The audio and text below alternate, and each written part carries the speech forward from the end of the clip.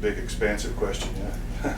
What's the secret to your longevity? I mean, what kind of tips do you think you could offer to young bands that want to stay together as long as you all have managed? Form bands with your friends. Yeah, that's really the truth, man. That's probably the most important thing. Murray and I went through a bunch of bands before the 97's where we had a bunch of members and they weren't the kind of guys, and they were cool, they were all right dudes, but they weren't the kind of guys you wouldn't want to spend every day, day in, day out, because we're in a sardine can, man. That bus out there looks big, but it gets a little fast. And we're roommates. yeah, we're more than that. Yeah, we're sardines, so we're just crammed in there all day, every day.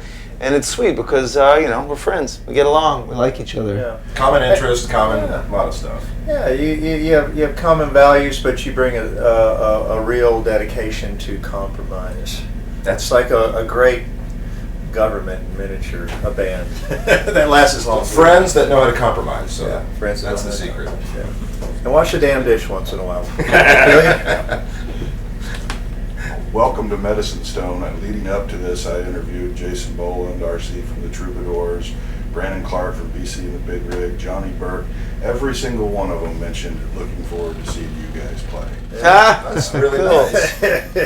How does it feel to influence so many different people? Well, we've been waiting for it, man. We've been waiting for somebody to come along. I did when I got in touch with Evan from Turnpike. We had friends in common, and they were like, this dude keeps talking about being a fan of yours, and he's great, and you'd like his band. And I went and tracked him down, and it was the track 7 and 7 that I listened to that just freaked me out. I was like, oh my God, this guy, I guess he's 10, 12 years younger than me, but I love what he's doing, and I feel like there's a direct line from what he's doing to what we'd been doing. And I mean, I could trace the line way back, where we didn't invent what we're doing by any means. But I just really liked Evan a lot. I was grateful that he was into our band, and then I got to see him play, and I realized how much people love him, and it's pretty cool, man. I didn't realize. I guess it's like you exist a little bit in a vacuum when you're out there. You get up on a stage and you know that those people are into it because you can see them and they're singing along or whatever. But to think about the world, it's really nice to think that there's people out there that are doing stuff I admire that have, I guess, looked up to us for a while. It's pretty cool. It doesn't make me feel old. Maybe a little bit. I was wondering about that. What can you tell me about the cover image from Most Messed Up? There's just something about that really is attractive to my eye, but also disturbing. Yeah, there's a dude in Portland, Oregon named Aaron Draplin, who's this really crazy.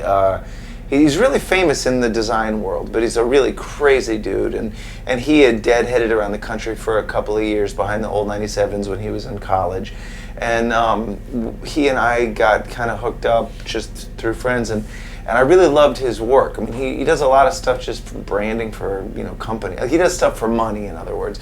But then he does stuff, record covers, because he loves them. And he came to us with this idea that it should be something that just looked like stuff was so messed up, and in fact, I think it was him that suggested he sent a bunch of really the album title pictures. too. Yeah. He listened to the record and he suggested the album title, Most Messed Up, and he sent a couple of disturbing pictures. There was a couple of cars on fire, and then the one that we ended up using is a picture of what looks like a cactus on fire that an old woman driving down the road in the desert pulled over and took a picture of it. In truth, it's a cell tower that was made to look like a cactus, like a giant soror cactus. Yeah, where things that aren't supposed to be on fire. Cactuses cacti don't burn. Somebody in Phoenix pointed that out. I once. like that. They said cactus are full of water. This they're would never happen inflammable, unless you yeah. doused it in gasoline. But it's a cell phone humans shouldn't tower. sink so low. That's the idea of the cover. Yeah. Another expansive question. What new album or new projects might you have on the horizon in the next year or two? New old 97's. Next year? Yeah. We're writing like crazy. We're talking to producers. We're brainstorming about what it's going to be. It's funny, I've got a couple of songs that are in the pile for the next 97's record that I co-wrote with Evan from Turnpike too. And there's a couple of songs on their new record. There's one that he and I wrote together, and then they cover a song of ours on there. That's pretty cool, a song called Doreen that I've seen them do that they killed. That's awesome. And they kind of reinvented it. Yeah. They totally did. They gave it a really big... Without changing it much. They give it a big fat guitar riff that's different from They made it anything their Ken own. does. It's really cool. Yeah. It's pretty cool. Last night I was talking to Roger Ray, former Straggler guitar and steel player.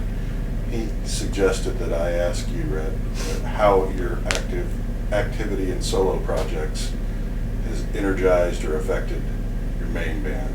Well, I started making solo. Well, I did a solo record in high school that Murray produced when I was just a kid. That's how we hooked up. He was 16.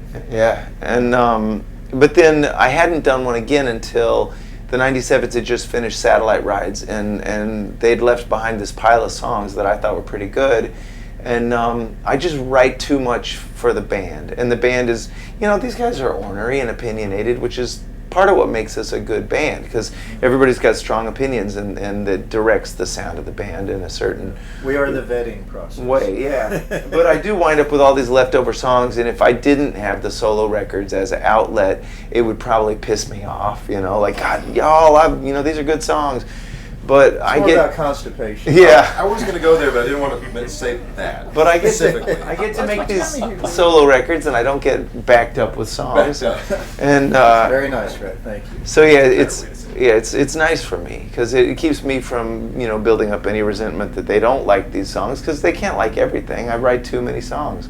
It's a problem. Then you could just do like 6 songs without the band on our record. Be like, hey, that's the compromise. But That would never work. one cool thing that's happened over the years is that when I started making the solo records, I had to be really, really careful to make them sound very different from the 97's. And now the audience and the band and everybody's like kind of comfortable enough with the idea that both can coexist. And the band has kind of moved into this direction where it's more like a garage band, like a rock band. And so on the solo record, like this most recent one, there's a lot of fiddle and dobro, and there's a lot of stuff that could be considered really rootsy, whereas I might have avoided that in the early days of having both careers simultaneously. Now it's like, it's fine. There's room enough for everybody.